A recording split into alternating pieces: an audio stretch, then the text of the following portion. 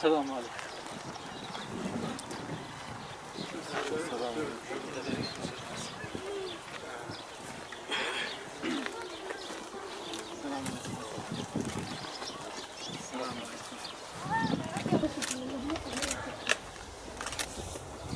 Öyle olmadan tadı yoktu ama kongremizi yaptık.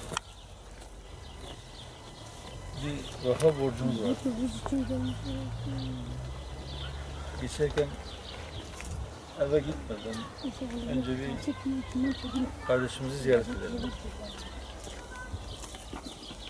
İnşallah onun emanetini yere düşürmeyiz. Davaya verdiği emek, bu orada çektiği cefa, o hastalığına rağmen taşıdığı yük bunu gerektiriyordu. O kafayı göstermek bizim için bir borçtu, bir yükümlülüktü. O borcumuzu ödemeye geldik.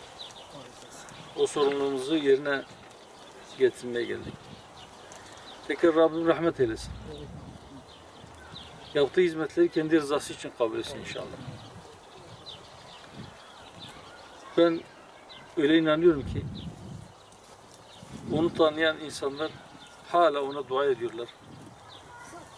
Yani Mehmet Hoca gibi birisi olmasaydı bile bu kadar çok insanın duasının arasında mutlaka Allah-u Teala'nın dergahında reddedilmeyecek, duası reddedilmeyecek bazı insanlar vardır mutlaka onlar arasında.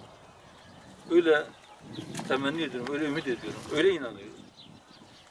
Belki kendisi hiçbir şey yapmamış olsaydı da, bu kadar hizmeti olmasaydı da, bu kadar insanın duası inşallah onun makamını yükseltmeye yetecekti diye ümit ediyorum.